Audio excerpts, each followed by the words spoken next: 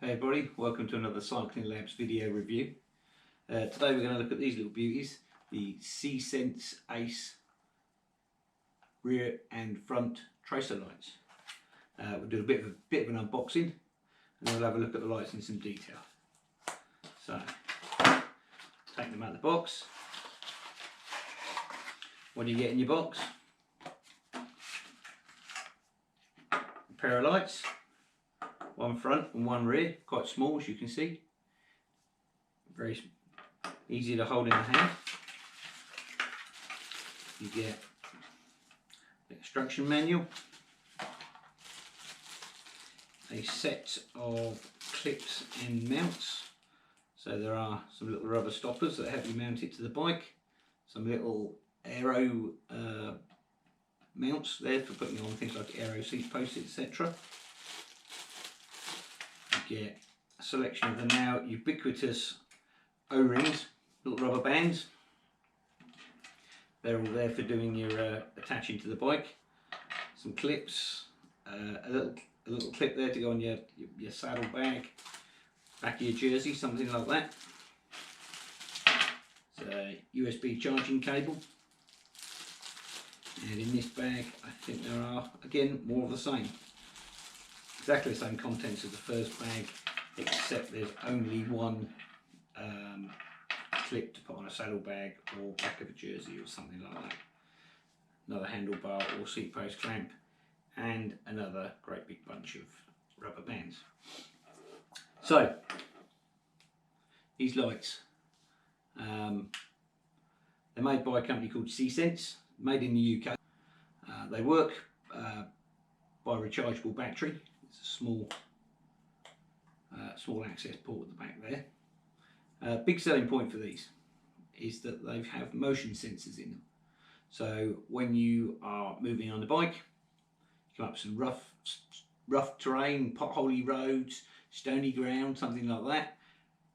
As your vibration on the bike increases, so does the flash rate on the lights. Very big selling point for these. These aren't the cheapest lights you'll buy. They're around, depending where you buy them from, you can get them from about £65 for a pair on Amazon. I've seen them being retail for about up to about £80 a pair. But certainly if you shop around, you can get them somewhere in the £65 to £70 bracket. Your bike. So, here's a set I prepared earlier. So these are charged. As you can see, you have a front tracer flashing. If I hold it still, it will come to a flash, and then as I move it around slightly, you'll see that the flash will actually increase or decrease. I'll just leave that still on there. There we go. Now it's gone steady. It's a slow flash, and with a little bit of movement, it starts flashing again. So that's just me simulating some vibration on the bike. Turn that one off. There's an on-off switch at the front, and it's exactly the same with the rear lamp. It's quite a steady lamp. Then as you vibrate it, it should start flashing a little bit more.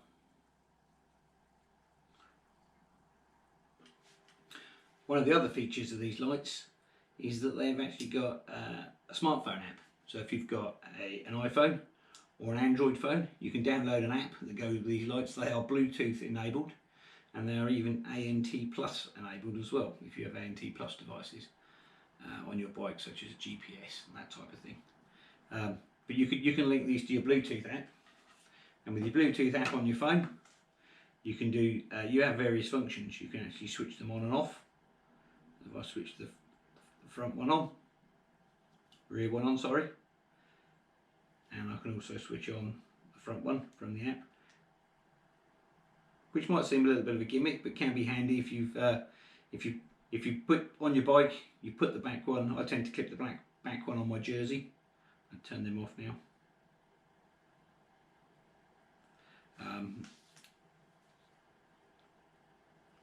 I tend to clip the back one on my jersey, and the times that I think I'll put it on my jersey, but is it working? I can't always see behind me. I can pull out my phone, switch it on, switch it off. A couple of other useful features you can use by your phone. You can monitor the power. There isn't really too much of a power indicator on there. There are some LEDs that light up along here when you charge it and take it off the charger, but you've got no indication during the ride of how strong your battery is in there, so you can check those with the smartphone app. You can see on here it has a battery indicator. These ones have got 80% power. You are also able to change things like the flash. If I switch that one on and turn it upside down so it doesn't blind everybody, I can change the flash settings from a constant one, a flashing one, a twin one, a burst one, a pulse one, and an eco mode, which is slightly dimmer, just a dimmer flash. You're able to change all those on the fly with the app as and when you like, and all of those modes, as you can see, that one started up again, will still run with the motion sensor and flash accordingly to what the road conditions are like. Some of the other things you can do with the apps, turn that off. You have an auto crash alert, so that because you've got the movement sensors, it's quite good at apparently detecting when you stopped suddenly and maybe had a crash. You can set the app up here with some emergency contact information. If you have the app and the phone running together while you're on a ride, then the auto crash alert will send an SMS to somebody in your emergency contacts list. I haven't tried that yet, so I don't really know how that works, but I believe it works very well. There's also an auto theft alert. Now I've tested this one and it does work very well. If you go to a cafe stop, you've got your lights on, they're connected by your Bluetooth. Leave them on the bike when you stop. They will eventually, after a couple of minutes, turn themselves off completely, but the motion sensors still allow you to monitor the movement. So if somebody tries to move your bike, your phone will actually give out an alert then to say your bike's been moved. You might just want to check, so make sure nobody's actually stealing your bike, which is very useful, I suppose. You can also, with the app, share you can link it in with a GPS, and you can share your rides with the See.Sense community, and they're able to match your ride terrain to your light flash pattern and try and actually predict flashing before you need it. So the idea is, if you repeatedly ride down a road where, for instance, it's a little bit hard, potholey, a little bit rutty, and you ride down it and it sets your lights off, next time you ride down that same road, it will actually start flashing before you get there, which is not a bad idea if that's the sort of thing you need. I do tend to find that using them with the mobile phone does drain the mobile phone battery on my mobile phone a bit more than I would like when I'm out on a ride. I suspect that's not a problem with the lights, it's more just a problem with the age of my phone and the healthiness of my battery, which isn't very good.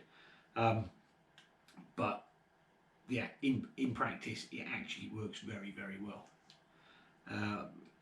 I probably only have one drawback with that, is that the full functionality on the mobile phone app is only available currently on the iOS platform. There is an Android app for it, which I've had a play with, but it's not got all the features. You can really just monitor the battery health, turn the batteries on and off, and change the flash pattern. The things like the theft alert and the roadside tracking, etc., isn't currently available on the Android app. They do say it's a beta app, so there will be developments and it will gain the full functionality of the iOS app eventually, but it's not currently there. So that's the lights themselves. As I say, in the pack you get these little brackets. So you have these little brackets that fit on with a little rubber stop once they're assembled, like so. You're able to then fix those to your bike, whether you want to put them on the seat posts, head tube, handlebars, whichever part of the bike you want to put them onto. You have a range of these different sized O-rings to put them through, and the construction of the clip means that you're able to put them either that way up, or by simply changing the orientation of the little rubber bung at the back, you can have them upright instead. Not too really sure what difference that makes, but it'll just be personal preference. I tend to have mine that way on the front because it sort of sits in line with the handlebars. But other than that, I don't think it really matters which way up you have it. As I say, the rear one, there is only one of these clips. The spare one out there. There's one of these little clips here, which is to put it on the back of maybe a saddle bag. If you have a saddle bag on your saddle and you've got a little loop in there, you can put that on a little loop and hold it in. I quite like them on the back of my jersey. Just clip it over the back of the middle pocket of my jersey. It's up quite high, up where I sort of, it can be seen quite well, and I'm moving around a little bit there. That just gives that whole thing a little bit of added extra movement. Just don't forget to, if you do mount it on your jersey, take it off, turn it off when you get to a cafe stop or go in somewhere. I've forgot a few times and been asked politely by people, can you turn that light off because it's blinding us? As you can see from the video, these things are actually, for their size, very, very bright. The makers claim you can see them from about a mile away. I haven't measured out the distance, but I have been able to put them a long way away, and they are very visible. So I don't think a mile is out of the question at all. I would say overall, probably worth £65–70. Yes, you can buy cheap LED lights on eBay and Amazon, but you certainly can't get the ones with the functionality these things got. And these seem to be pretty durable as well. They seem to be quite waterproof. I've been caught out into 2 or 3 downpours with these over the winter, and they come up trumps. As you can see, that these ones are still working perfectly.